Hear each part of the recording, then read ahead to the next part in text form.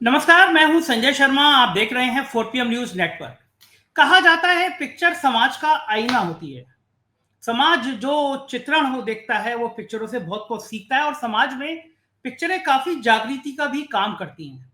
लेकिन हाल में कुछ फिल्मों ने विवाद का रूप भी ले लिया है। फिल्में आई, लोगों ने देखा या नहीं देखा, लेकिन विवाद शुरू हो गया। कभी कभी ऐसा हुआ कि शुरू में विवाद तो हुआ, लेकिन फिल्म जब बनकर आई तो उन विवादों से कहीं परे जाकर दी। अब एक पिक्चर और ऐसी आई है जिसने फिर विवादों में को जन्म दे दिया है, ताजमहल के ऊपर। तो क्या है कि हर पिक्चर के पीछे एक विवाद क्यों जुड़ता है? बिना देखे लोग टीका टिप्पणी क्यों करते हैं? तो मैं बहुत खास मेहमानों से मैं आपकी मुलाकात करने जा रहा हूँ। डायरेक्टर और राइटर तुषार जी मेरे साथ हैं, और हिंदी फिल्मों के जाने माने अभिनेता जाकिर साहब, जिनका मैं बड़ा प्रशंसक रहा हूँ, दोनों मेरे साथ जुड़ रहे हैं। और हम लोग बातचीत करेंगे कि इस पिक्चर के पीछे का विवाद क्यों है। जाकिर साहब, तुषार साहब, आपका बहुत बहुत स्वागत है 4 PM में। Thank Tushar you. साहब, पहले मैं आपसे सवाल लूंगा कि क्या कभी कभी लोगों के मन में, आम आदमी के मन में धारणा ये आती है कि जो डायरेक्टर लोग होते हैं, जो प्रोड्यूसर लोग होते हैं, वो जानबूझ के कंट्रोवर्सी क्रिएट करा देते हैं जिससे पिक्चर चर्चा में रह जाए। तो क्या जो ताजमहल के ऊपर आपकी पिक्चर आ रही है, कहीं ऐसा तो नहीं है कि कंट्रोवर्सी आप लोगों ने चाहा कि भाई चर्चा में ज्यादा हो जाए, कंट्रोवर्सी खड़ी की जाए? देखिए क्या है कि आजकल किसी भी इतिहास के मुद्दे पे फिल्म बनाई जाती है, चाहे वो बंगाल फाइल हो या कश्मीर फाइल हो या केरला स्टोरी हो। ये कुछ ही टाइम पीरियड से ये फिल्में बननी स्टार्ट हुई हैं। तो अब लोगों को लगने लगा है कि जैसे ही हमने इतिहास की कुछ पन्नुओं को छुआ, तो लोगों को लगने लगा है कि अब ये कंट्रोवर्सी ही पैदा कर रहे हैं हर चीज़ को बना के।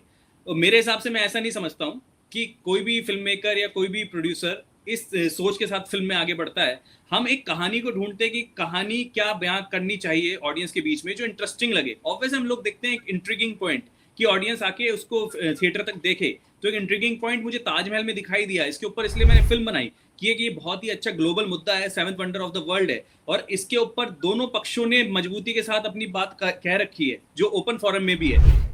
मुझे इसलिए फिल्म कहनी जरूरी लगी और इसलिए ताजमहल पे हमने फिल्म बनाई। जरूरी नहीं कि इस पे कंट्रोवर्सी हो ये कहने के लिए हमने फिल्म बनाई है, ऐसा कुछ भी नहीं है। देखो ठीक है जाकिर साहब, एक शायर उद्यानवी की गजल थी, एक शहंशाह ने बनवाकर ताजमहल, हम गरीबों की मोहब्बत का उड़ाया है मजाक, ये मेरे जी, महबूब से कहीं और आके मिलाकर। तो जी आपकी आपकी आपकी फिल्मों की अदाकारी की तो पूरा देश दीवाना है, लेकिन जब ताजमहल आप बना रहे थे, उसमें क्या आपको लगा कि वो उसकी मोहब्बत की खुशबू आई थी क्या? किसी जमाने में कोई मोहब्बत के लिए ऐसा ताजमहल बना सकता है? क्या क्या ख्याल आया इस पिक्चर में आपको जब आपके पास स्टोरी आई पढ़ने के लिए? कोई भी अभिनेता तब हासिल आता है जब स्टोरी पढ़ लेता है। तो पहला ख्याल क्या आया आपको इस स्टोरी को पढ़ के, और जब आप शूट कर रहे होंगे तो ताजमहल को देखकर क्या ख्याल आया? नहीं देखिए हम बचपन से देखते और सुनते आ रहे हैं और हर वक्त का अपना एक नैरेटिव होता है। ताजमहल के ऊपर जो आपने लाइनें साहिर साहब की दोहराई वो तो है, उससे पहले जो पॉइंट ऑफ व्यू है वो ये था कि एक शहंशाह ने बनवा के हंसी ताजमहल सारी दुनिया को मोहब्बत की निशानी दी है, तो इसको मोहब्बत की निशानी ही माना जाता रहा है। लेकिन फिर कुछ लोगों ने ये सवाल उठाया कि क्या ये वाक़ई जो है ताजमहल मकबरा है या पहले कुछ और था या कुछ है। तो उनको भी कहीं न कहीं से कुछ लूपहोल मिले होंगे या कोई सबूत मिले होंगे, जिसके ऊपर बहुत सारी किताबें लिखी गई, जिसके ऊपर बहुत सारा रिसर्च वर्क किया गया और जिसको डिनाय करना थोड़ा मुश्किल है। क्योंकि ये सारी चीज़ें जो शाहजहाँनामा है या और भी औरंगज़ेब का जो इतिहास है, उन्होंने जो लिखवाया उसमें भी इन चीज़ों का ज़िक्र मिलता है। तो कंपैरेटिव स्टडी करने के बाद ये समझ में आता है कि भई कुछ तो कहीं न कहीं कुछ थोड़ा-सा मामला गड़बड़ था या है। तो उसी मुद्दे को डिस्कस करने के लिए ये फ़िल्म बनी है और मुझे लगता है कि अगर हम इस तरह की डिबेट के ऊपर पॉजिटिव डिबेट के ऊपर फ़िल्म बनाएँ तो ये एक हेल्दी डिबेट है। ये कोई मुद्दा क्रिएट या कोई कंट्रोवर्सी क्रिएट करने के लिए है नहीं। मैं ये कहूँगा कि भाई कंट्रोवर्सी तो तब क्रिएट हुई जब ताजमहल को ताजमहल ना कह के कुछ और कहना शुरू कर दिया गया। लेकिन उनके पास अपने तर्क हैं या उन्होंने कुछ किताबों में कुछ चिन्ह देखे ताजमहल में या और लोगों ने उसके ऊपर कुछ रिसर्च की। 15 सेंचुरी से लेके 16 सेंचुरी तक जो ट्रैवलर बाहर से आए, उन सब का मिला जुला जो एक डिस्कशन है वो हमने इस फिल्म के अंदर एज इट इज रखा है। अपनी तरफ से एक शब्द ना तो ये कहा गया है कि भाई ये पहले कुछ और था या बाद में कुछ और बन गया या क्या बन गया। इतिहास के फैक्ट्स के आधार पे ही सारी स्क्रिप्ट है। जी जाकिर साहब, आप बिल्कुल एक ईमानदारी भरा आकलन देखिए कि पूरी दुनिया से लोग भारत आते हैं तो वो सबसे पहले कहीं जाना चाहते हैं या पूरी दुनिया में चर्चा होती है वो ताजमहल की होती है कि भाई दुनिया के 7वें आश्चर्य में ताजमहल है, ताजमहल जाना चाहिए। तो जो दुनिया की सबसे खूबसूरत जगह है, खूबसूरत चीज है ताजमहल, उसमें भी ये सोचना कि यहाँ पे मंदिर था, मुस्लिम ने बनाया, हिंदू ने बनाया, इस पूरे देश में हम हर चीज हिंदू मुसलमान के नजरिए पे क्यों ले जा रहे हैं? पिक्चरें समाज का आईना होती थी। गुरुदत्त साहब की पिक्चरें देखे तो एक समस्या को लेके बनती थी। अब जो समस्या खुद बन रही है, धर्म के नाम पर जो उन्माद पैदा हो रहा है, उसी थीम को लेकर या उस थीम का थोड़ा सा जिक्र चर्चा में, जैसा है, मैंने पिक्चर देखी नहीं है इसलिए मेरे कभी ईमानदारी भरा आकलन कर भी नहीं सकता, लेकिन मेरा विषय ये है कि उसमें ये बात आई क्यों? सिर्फ ये आना चाहिए ना कि ताजमहल है तो सिर्फ ताजमहल है, हिंदुस्तान का नाम ताजमहल से जाना जाता है।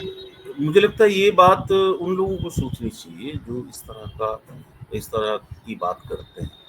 कुछ साल पहले इस तरह की बातें नहीं उठती थी, आज का नैरेटिव थोड़ा डिफरेंट हो गया है। हम हर चीज़ को जो है एक आईने से देखने लगे, एक चश्मे से देखने लगे हैं। मुझे नहीं लगता कि हमारी जो है, जब हम थिएटर कर रहे थे या इस तरह का कोई भी चीज़ था, होती थी सब सारी चीज़ें और आराम से उसके ऊपर डिस्कशन होता था।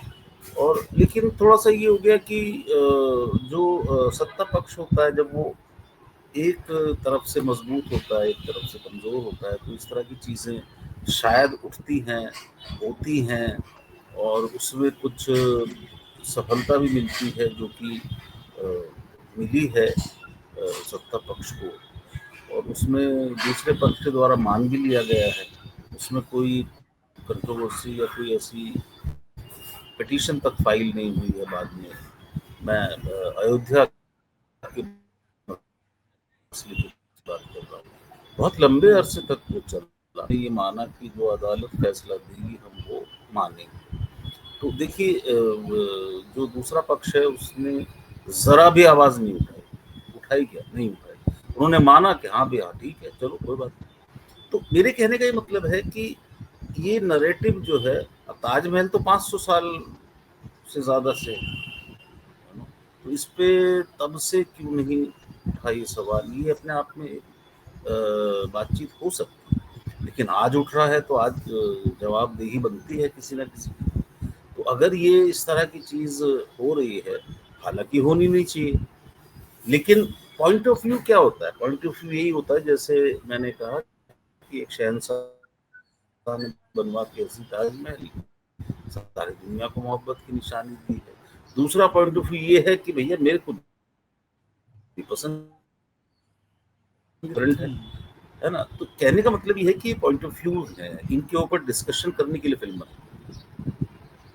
बिल्कुल ठीक बात है कि इस तरह के चीज़ों पे होना चाहिए। तुषार साहब, एक राइटर की और एक डायरेक्टर की बहुत बड़ी भूमिका होती है। वो जो किताब लिखे वो वैसे ही हूबहू चित्रण हो जाए, ये भी आसान नहीं होता। राइटर एक कहानी लिखता है, फिर डायरेक्टर उसको अलग अलग एंगल से निर्देशन में देखता है कि क्या चीज़ ठीक है, क्या चीज़ गलत है। जब आप कहानी लिख रहे थे तो उस समय आपके मन में ये ख्याल आया नहीं आया, ईमानदारी से बताइए, कि इस कहानी पर भी विवाद होगा?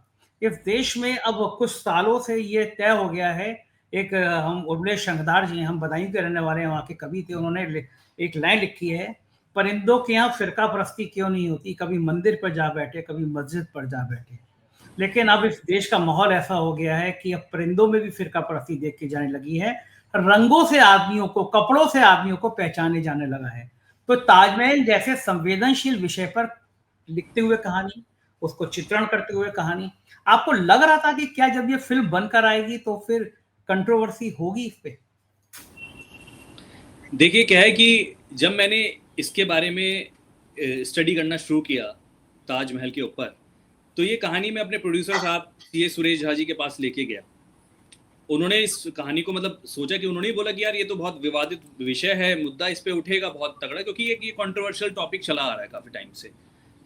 बट मैंने उनको वही कन्विंस किया कि सर ये विवादित मुद्दा है, लेकिन हम इसको इस तरीके से नहीं प्रेजेंट करेंगे कि ये विवादित लगे, क्योंकि हम इसको दोनों पक्षों की एक बहस को दिखाते हुए न्यूट्रल तरीके से, जिंगोइज्म ना फैलाते हुए प्रेजेंट करेंगे। तो उन्होंने इस थ्योरी को सपोर्ट किया, प्रोड्यूसर ने मेरे। तो कहने का मतलब ये है कि ताजमहल ऑलरेडी एक विवाद का विषय अब से नहीं, 1975-80 से चला आ रहा है।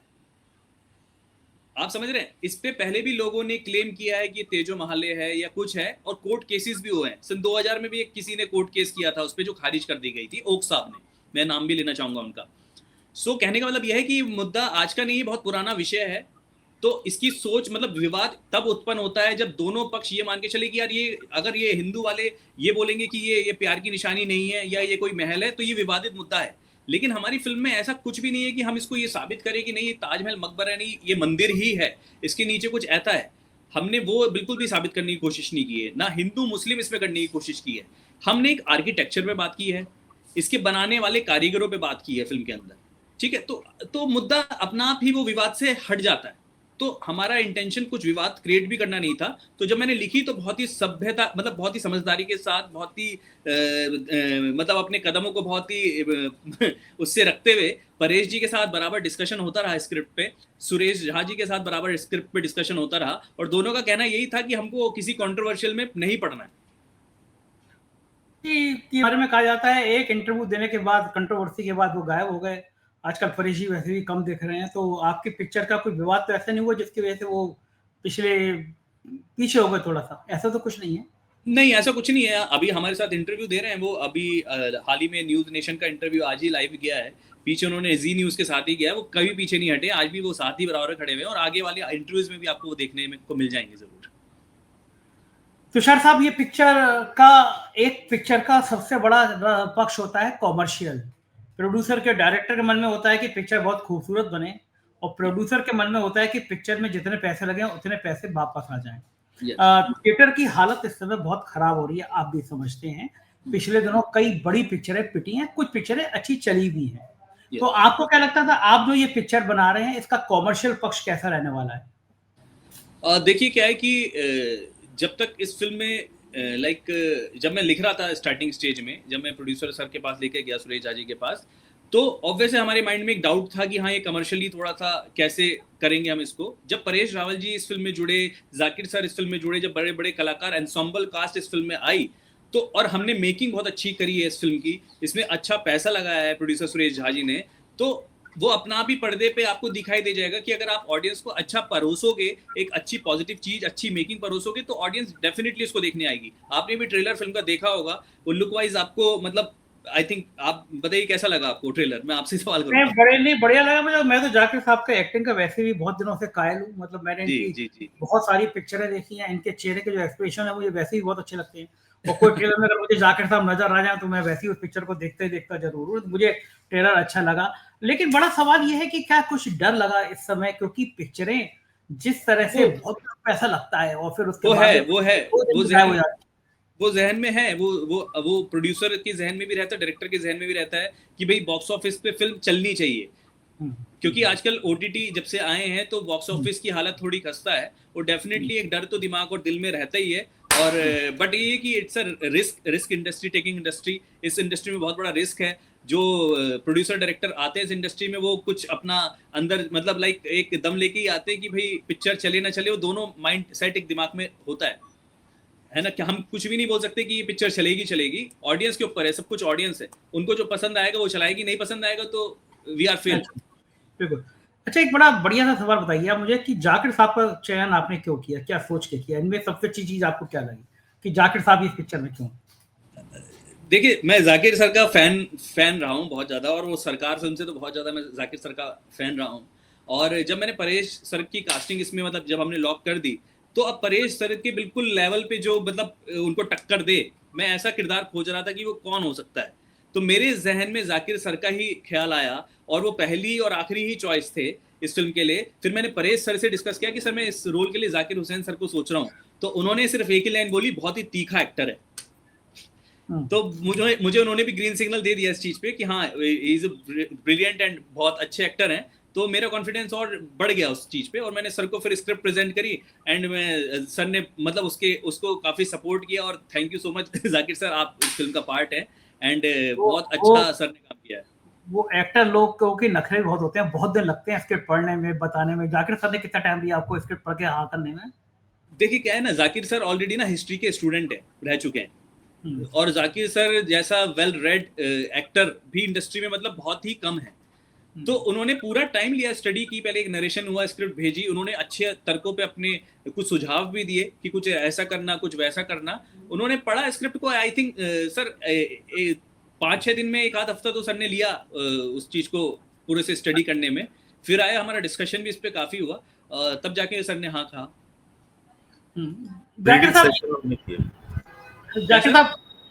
जी जी आप कुछ कह रहे थे जाकिर साहब, पूरी बात की बाद में फिर परेश जी के साथ रीडिंग सेशन हुए 3-4, तो उसमें और सारी चीजें क्लियर हुई कि भाई इसको ऐसे करेंगे वैसे करेंगे। इस फिल्म को 1 साल कम से कम स्टडी किया गया, 1 साल तक इस पे स्क्रिप्ट पे काम हुआ। 1 साल पूरा स्क्रिप्ट पे सिर्फ 1 साल काम हुआ, उससे पहले 3 साल 3.5 साल रिसर्च का काम हुआ। अरे बाप रे, कितना टाइम लगा? फिर शूटिंग में कितना टाइम लगा? शूटिंग हमने 45 डेज के अराउंड कंप्लीट कर ली थी। देन उसके बाद 6 महीने पोस्ट प्रोडक्शन में, मतलब राइटिंग से लेके फिल्म एंडिंग तक, कंप्लीशन तक 2.5 साल तो लग गए। और उससे पहले रिसर्च का जो काम हुआ वो। बाप रे, बहुत टाइम लगता है पिक्चर बनाने में। शूटिंग आप लोगों ने आगरा में करी? आगरा और देहरादून दोनों जगह की। जाकिर साहब, आपको इस पिक्चर में सबसे अच्छा पात्र कौन सा लगा? कोई अभिनेता कभी कभी ऐसा होता है पिक्चर में जीता है वो, तो उसको लगता है कि ये सीन है, ये मेरे मन को छूने वाला सीन है, तो इस पिक्चर में वो क्षण कौन सा था जो आपको लगा? अभी तो खैर हमने भी फिल्म देखी नहीं है, अभी तो बन के तैयारी हुई है, इसका शो होगा तब तो देखेंगे। लेकिन हाँ ये ज़रूर है कि जो उसमें मेन प्रोटैगनिस्ट हैं, परेश जी का जो रोल है वो अपने आप में एक स्टैंड आउट होता है। और जो मेरा उसमें किरदार है वो ये है कि हाँ वो उसके सपोर्ट में है और उसके ऑपोजिट एक बहस में उसका हिस्सा है। तो मुझे लगता है कि कैरेक्टर तो सारे ही बहुत ज़रूरी हैं, इम्पोर्टेंट हैं, लेकिन परेश जी का जो रोल है वो अपने आप में स्टैंड आउट है। जाकिर साहब, कुछ पिक्चरें ऐसी हैं, मैं नाम नहीं लेना चाहूँगा, लेकिन पहले की पिक्चरें समाज में एकता के लिए बनती थी, भाईचारे के लिए बनती थी, मोहब्बत के लिए बनती थी। अब कुछ पिक्चरें केवल नफरत के लिए बन रही हैं कि समाज में नफरत का माहौल हो। बॉलीवुड भी 2 हिस्सों में बटा हुआ नजर आता है, एक जो मोहब्बत की गीत गाता है और एक जो विभाजन की बात करता है। आप मानते हैं ये परंपरा बॉलीवुड को बहुत नुकसान पहुंचाएगी? पहुंचा रही है, पहुंचाएगी क्या, वो तो ऑलरेडी पहुंचा रही है। लेकिन क्या होता है कि जब कहीं से आपको एक नैरेटिव मिलता है और उसको सपोर्ट मिलती है तो ही इस तरह का काम होता है। उससे पहले जो थी चीज़ें, एक थोड़ी फ्लेक्सिबिलिटी थी सरकारों में कि भाई आप जो है हमारे ऊपर कार्टून बना लीजिए, कोई बात नहीं, क्योंकि वो बेसिकली वो होता था कि अच्छा भाई उनको समझ में आता होगा शायद सत्ता पक्ष के लोगों को कि इन्होंने ये कार्टून बनाया है तो उसका मतलब ये समस्या है समाज में, उन तक शायद ना पहुंचती हो। तो मुझे लगता है कि इस तरह से लेना चाहिए, इस तरह से नहीं लेना चाहिए कि हम जो कर रहे हैं वो ही सही है या उन्होंने जो किया वो सारा गलत किया या आगे जो आएंगे वो गलत करेंगे, ऐसा नहीं है। लेकिन जहाँ तक सत्ता पक्ष की बात है कि जब कोई सत्ता में आता है, मैं आज की बात नहीं कर रहा हूँ, मैं 1000 साल पहले की से शुरू कर दूँ, तो वो अपने हिसाब से ही नैरेटिव डालता है समाज में। निष्पक्ष नैरेटिव बहुत कम हो पाता है। ये सत्ता का नशा कह लीजिए, कुछ कह लीजिए। अब ये तो मतलब जिसके ऊपर हमने फिल्म बनाई है उनका भी कैरेक्टर ऐसा रहा होगा, शाहजहां साहब का, कि भाई उन्होंने अपने हिसाब से चीज़ें बनाई है ना, अपने हिसाब से पैसा लगाया, ना बनाते वो पैसा जो है गरीबों का काम आ जाता, हम ये बात कह सकते। लेकिन क्या है कि अब एक बादशाह है, उसके दिमाग में ख्याल आया है तो वो उसको तो कोई रोक नहीं सकता। वहाँ तो न्याय भी उसके ऊपर नहीं है। आज तो हम कह सकते हैं कि भाई सत्ता के ऊपर न्यायपालिका है, न्यायपालिका सर्वोपरि है या संविधान सर्वोपरि है। लेकिन जब बादशाहों का या राजाओं का या इनका जमाना था, वही सर्वोपरि थे। ठीक बात। वो जो कह सकते थे, कर सकते थे, जो वो करना चाहते थे उन्होंने किया। अब उसको ये है कि आज हम जो है निकाल के खोद के देखें तो वो थोड़ी बात ठीक नहीं है। हो गया, उसको छोड़ के हमें आगे चलना चाहिए। तो ठीक बात है, जो बीत गया सो बीत गया। तुषार साहब, एक आखिरी सवाल की पिक्चर Yeah. कब रिलीज हो रही है और दर्शक क्यों आपकी पिक्चर देखने जाएं, इसके बारे में। तो द ताज स्टोरी 31 अक्टूबर को आपके नज़दीकी सिनेमा घरों में आ रही है। तो मेरा दर्शकों से रिक्वेस्ट है कि फिल्म ज़रूर देखने जाएं। और क्यों देखने जाएं? देखिए, ताजमहल की एक कहानी आपने बरसों से सुनी हुई है, एक नैरेटिव सुना हुआ है। दूसरे पक्ष को भी अगर आपका इंटरेस्ट है तो आप ज़रूर उसको जाके देखिए कि दूसरा पक्ष भी क्या अपनी बात कहता है, और तब आप लोग डिसाइड कीजिए कि आखिर आप कौन से पक्ष के साथ हैं, किसके साथ स्टैंड करते हैं आप। हम यहाँ पर ये नहीं कहना चाहते कि ताजमहल को तोड़वा दिया जाए। भाई, इतना खूबसूरत आर्किटेक्चर है इंडिया, मतलब हम उस पर नाज करते हैं ताजमहल पे। It's a seventh wonder of the world. ना उस पर खुदाई होनी चाहिए, ना बुलडोजर चलना चाहिए, कुछ नहीं चलना चाहिए उसके ऊपर। बस कहने का मतलब ये है कि शाहजहां ने अगर किसी से वो महल लिया है और उसको मकबरे में तब्दील किया है तो उसको इतिहास की किताबों में स्वीकार किया जाए और लोगों को बताया जाए कि भाई ये शाहजहां ने इस तरह से ये महल किसी से मतलब लिया था और उसको रेनोवेट करके मकबरे में तब्दील कर दिया गया। तो एक जो नैरेटिव है, जिसका जो क्रेडिट है उसको क्रेडिट मिलना चाहिए। अगर वो लिखा हुआ है एएसआई की साइट पे, अगर वो बात लिखी है तो हमारी हिस्ट्री की किताबों में क्यों नहीं लिखी वो बात? तो सिंपल बात यह है कि आखिर वो क्या बात है जिसको लोगों को जानना जरूरी है ताजमहल के बारे में, अपने देश की एक धरोहर के बारे में।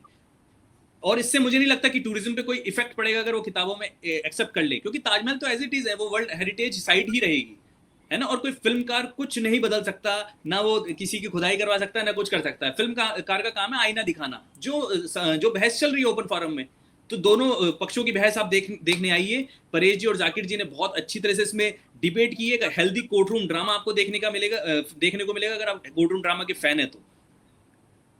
बिल्कुल, बहुत बहुत शुक्रिया परेश जी और तुषार जी और जाकिर साहब आपका। और लखनऊ आए तो एक कप कॉफी 4 PM में आपका इंतजार करेगी। Thank you sir, thank you. Thank you so much, thank you.